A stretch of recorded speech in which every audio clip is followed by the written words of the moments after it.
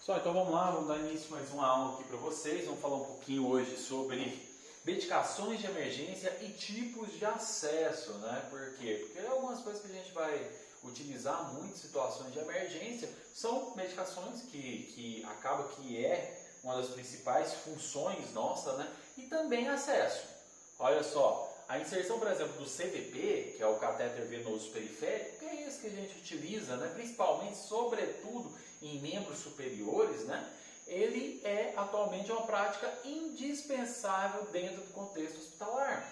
Lembra que quando nós discutimos sobre uma das diferenças entre o suporte básico de vida e o suporte avançado de vida, quando nós falamos em termos de parada cardiorrespiratória, era a presença tanto de um acesso venoso quanto de medicações? Então hoje a gente vai discutir um pouquinho sobre isso, né? Por exemplo, o Lopes et al. Em 2004 já considerava esse como sendo o procedimento invasivo mais comum realizado pela enfermagem. No dia a dia, vocês devem vivenciar bastante isso, sobretudo no campo de estágio, né? Algumas pessoas têm a falsa noção que o bom enfermeiro, o bom técnico de enfermagem é aquilo que é bom em fazer uma punção venosa, né? Sendo que nós temos muito mais atribuições do que isso, né? Isso é apenas uma pequena parte daquilo que nós fazemos, mas em compensação tem uma importância muito grande, tanto porque os acessos venosos periféricos são fundamentais na hora do atendimento de emergência, quanto também porque é um dos procedimentos invasivos que a gente mais faz no dia a dia, né? Então, obviamente é muito estudo, mas também é muita prática para que a gente consiga ter a destreza durante esse procedimento, né? Então vamos lá, as funções do acesso venoso. Aí nós temos, aqui são funções para diferentes tipos, que nós vamos discutir sobre isso, porque esse acesso venoso periférico que nós somos acostumados a fazer, a ver, não serve para tudo, né? Por exemplo, de modo geral, nós podemos falar que serve para quê? Administração de fluidos, né? Administração de nutrientes sim, inclusive alimentação, né? Não sei se eu vou estar falando aqui, está aqui, ó, nutrientes, mas também nutrição parenteral. A nutrição parenteral são nutrientes, é uma alimentação que é feita para o paciente, né, com uma solução que ela pode ser injetada na corrente sanguínea, que vai ter sais minerais, vai ter glicose, vai ter uma série de nutrientes, vitaminas que são necessários para que o corpo tenha as suas funções preservadas, seu bom funcionamento, né? Então, a nutrição parenteral, não confundir com nutrição enteral, tá? Nutrição parenteral ela é feita em corrente sanguínea, nutrição enteral ela é feita via, por exemplo, sonda, né? Pode ser nasogástrica ou nasoentérica, né? Então não confundam isso, porque se você coloca vem lá uma bolsa com nutrição enteral, você coloca ela em um acesso parenteral, achando que é uma nutrição parenteral, você mata o seu paciente. Então, muito cuidado, circule isso daqui, coloque uma observação na frente, vou estar enviando a apostila para vocês no grupo, agora, tá? Mas também é utilizado o acesso venoso para fazer medicações, hemoderivados, né, componentes sanguíneos, porque você pode ter tanto o sangue completo, como também partes do sangue, né? Por exemplo, uma papa de hemácia, paciente que tem alguns tipos de anemia congênita, como por exemplo é o caso da anemia falciforme, vocês estudaram sobre isso, eles necessitam normalmente de uma bolsa ou duas bolsas, dependendo do paciente, de papa de hemácia a cada 15 dias, né? Então esse paciente tem uma demanda de hemoderivados muito grande, né? Então é uma das funções do acesso venoso periférico. Então você vê o tanto que salva a vida, né? Esse paciente sem esses hemoderivados, ele vai a óbito, né? Monitorização hemodinâmica sim, tá? Então nós temos acessos que são para fazer monitorização de sinais vitais, nós vamos ver um pouquinho depois sobre isso, tá? Hemodiálise, então o paciente que ele desenvolve uma insuficiência renal, ele necessita passar por um procedimento que a gente chama de hemodiálise, que nada mais é do que uma máquina que faz a função dos rins, a função renal, né? Retirar o excesso de líquido e fazer a filtragem do sangue, né? Então a hemodiálise também é feita por acesso venoso. Nutrição parenteral, já falei, quimioterapia e administração de contraste para alguns exames de imagem, né? A gente utiliza em acesso venoso. Então nós temos diversas funções no nosso acesso venoso, que vão desde situações que são um pouco mais tranquilas, né? Às vezes você vai precisar de uma medicação que nem é uma medicação assim, nossa, que se o paciente não tomar, ele vai a óbito, tal, uma medicação mais de dia a dia, mas também você tem alguns procedimentos que são feitos que salvam a vida do paciente, né? Até mesmo dentro das medicações, dentro de hemoderivados, hemodiálise. Então o acesso venoso ele é fundamental que a gente tanto saiba os tipos, quanto saiba a utilização de cada tipo. Porque nós vamos ver que nós temos acessos diferentes, né? Então o acesso ele pode ser central ou periférico, de maneira geral, tá, gente? Acesso central ou periférico, acesso periférico é esse acesso de vasos sanguíneos menos importantes, nós temos mais na periferia, sobretudo membros superiores, evite membros inferiores, né? Então, por exemplo, a gente pega na mão, né? no antebraço do paciente, no braço do paciente.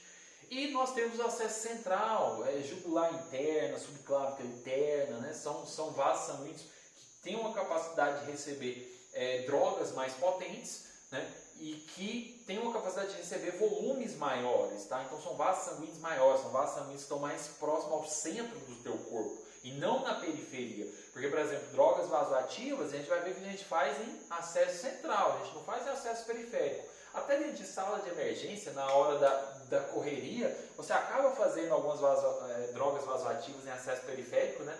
Mas não é o ideal, né? Mas você acaba fazendo porque o acesso central ele demanda tempo para você funcionar, para você conseguir, o profissional médico vai fazer, nós vamos falar sobre isso, né? Então às vezes você até faz essa primeira dose ali no acesso periférico até se pega o central. Nós temos acesso arterial e venoso. Esse acesso, o AVP nosso, né, acesso venoso periférico, ele é em vaso sanguíneo nas veias, né, que faz esse retorno do sangue para o coração. Mas nós também temos acessos arteriais. Muita atenção, porque acesso arterial ele tem funções específicas, nós vamos falar sobre elas, tá? Não é para fazer medicação isso daqui, nós vamos ver, tá? Esse acesso também, normalmente o médico que vai fazer ele e é para colocar alguns dispositivos, nós vamos falar sobre ele. Vamos lá? Primeiro, o catéter venoso periférico, né? Aquele que é o mais comum nosso do dia a dia. Ele usualmente é inserido em veias nos membros superiores, como eu falei para vocês, é esse que a gente pega com o gelco, né, com a bocate, e ele é o dispositivo vascular de curta duração mais utilizado. Então ele tem curta duração, por quê? Recomenda-se a sua troca entre 72 e 96 horas. A gente utiliza ele para fazer soro, fazer diversas medicações, né? Soro glicosado, soro fisiológico, soro Ringer com lactato, diversos tipos de soro, né? E também fazer medicações. Então a gente tem que lembrar sempre de estar trocando, tá? Esse acesso venoso periférico. Então entre 3 e 4 dias, dependendo da rotina hospitalar, ou se aparecer sinais de flebite. O que é a flebite? Flebite é a inflamação do vaso sanguíneo. Então a gente observa o ósseo, né, ali o local onde tem a inserção daquele catéter seu, e você observa, se começar a apresentar secreção, começar a apresentar rubor, né, o calor, você pega assim, está quente, um pouco edemaciado, você percebe que está bem vermelho, isso é um sinal de flebite. Você tem que tirar imediatamente esse acesso, mesmo que não tenha o tempo, tá? De 72 horas. Tá bom? Então a gente tem que observar bastante. É o catéter que a gente mais utiliza, é o acesso mais comum no nosso dia a dia e é aquele que fica por vezes com a função do técnico de enfermagem executar esse procedimento. Nós também temos catéter venoso central, que ele é inserido percutaneamente em veias centrais, como falei para vocês, né? Pode ser femoral também, né? Jugular interno, subclávio, e é o tipo de catéter venoso central mais utilizado. Esse daqui, gente, a gente utiliza ele tanto para drogas vasoativas, faz inclusive hemoderivados nele. Pode ser feito hemoderivado em acesso venoso periférico? Pode, tá? Pode sim, mas ele tem que ser um catéter bem mais calibroso. Então nem sempre você consegue dependendo do paciente, né? Você não consegue um acesso mais calibroso nesse paciente, fica complicado você fazer hemoderivado. Mas no acesso venoso central, você faz tranquilamente grandes volumes, tranquilamente. Tá? Então observa, o acesso venoso central ele precisa de cuidados, tá? Quem faz ele é o profissional médico, normalmente pega dentro de um pronto-socorro ou dentro da UTI, tá? Mas a gente tem que ter os cuidados, tem que fazer a limpeza, sepsia, trocar o curativo, tá? A gente faz o curativo dele com gás mesmo, tem que fazer a limpeza faz a limpeza dessa região da inserção com soro fisiológico e gás, deixa bem limpinho, porque às vezes fica um pouquinho de sangue. Esse acesso ele fica suturado no paciente, tá? Então ele fica ali com a sutura no paciente e você tem que fazer isso, deixar ele ocluso, tá? Deixa ele tampadinho. Tá bom? E nós temos também catéter central de inserção periférica, a famosa PICC, PICC, tá? Catéter central de inserção periférica, ele é inserido em veias cefálica, basílica ou braquial e atinge a veia cava superior. Então olha que interessante, né? A veia cava, gente, lembra? Vamos lá, estrutura cardíaca. Nós temos no coração átrios e ventrículos. Átrio e ventrículo direito responsável pela pequena circulação, átrio e ventrículo esquerdo pela grande circulação. Então o sangue, vamos iniciar pelo ventrículo esquerdo, né, que faz a grande circulação. O sangue, quando ele é ejetado do ventrículo esquerdo, ele sai pela aorta e vai circular todo o teu corpo. Depois que ele passa por todo o teu corpo, ele começa a retornar pela rede de vasos sanguíneos, né, pelas veias, e retorna para o nosso átrio direito pelas veias cavas inferior e superior. Então, olha só, você está mandando essa droga, esse catéter para a cava superior. Olha que interessante. Então ele é inserido muitas vezes aqui no braço do paciente, ele vai ficar bem aqui assim. Esse aqui o enfermeiro pode passar, tá? Só o enfermeiro, o técnico não passa. Mas ainda assim o enfermeiro tem que ter a capacitação e o curso para passar, tá? Então ele vai inserir aqui esse catéter, ele vai parar lá na cava superior, tá? Então ele é retornando para o átrio direito, né? Então a gente tem, aí só para continuar o raciocínio, o átrio direito vai para o ventrículo direito vai pelas artéria pulmonar, que se divide em artéria pulmonar esquerda e direita, vai para o pulmão, retorna pela veia pulmonar, né, esquerda e direita, que cai começa tudo de novo lá no nosso átrio esquerdo. Então é aquela, né, que a gente está cansado de falar, entre os átrios e ventrículos nós temos válvulas, lembra? As válvulas tricúspide, que fica entre átrio e ventrículo direito, e mitral ou bicúspide, que fica entre átrio e ventrículo esquerdo. Isso é um pouquinho de anatomia, vocês têm que lembrar um pouquinho das aulas do professor Adalto, né? Então, continuando. Isso daqui é um catéter central, tá? Ele pode ser feito droga vasoativa, fica até 6 meses no paciente, excelente acesso, muito bom acesso mesmo, tá? Normalmente ele tem 2 vias, tá? Ou seja, você consegue ligar 2 drogas diferentes uma em cada via desse paciente, porque, por exemplo, drogas vasoativas a gente não costuma colocar junto, né? Então ainda tem que se ligar nisso, porque principalmente se forem drogas que podem ter reação, então muito cuidado com esse tipo de coisa. Então o catéter a gente tem que observar, faz o curativo a mesma coisa. Esse catéter ele pode ser estruturado, mas normalmente ele tem a gente chama de statilock, né? Que é um adesivo bem forte que tem aqui, ele prende esse catéter aqui no braço do paciente, tá? Nem sempre fica suturado.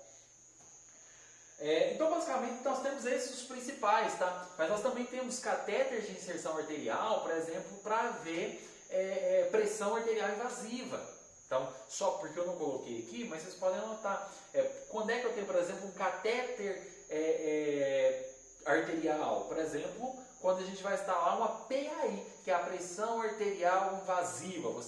O médico, no caso, vai inserir um catéter na artéria do paciente, e esse catéter ele fica ligado em alguns aparelhos, que liga no monitor multiparamétrico, e ele consegue nos fornecer a informação da pressão arterial do paciente, sabe, o tempo inteiro. Então nós conseguimos ter uma ideia. Quando a gente utiliza drogas vasoativas, é muito bom ter esse tipo de dispositivo, sabe, instalado, pressão arterial invasiva, porque tem várias drogas vasoativas que jogam a pressão lá embaixo muito rápido ou levanta a pressão muito rápido.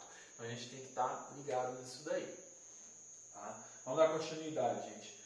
Vamos começar sobre as drogas, tá? Então eu vou encerrar essa primeira parte por aqui da aula, tá? E das partes de catéter. Para o próximo vídeo a gente já iniciar falando sobre as medicações. Vamos lá?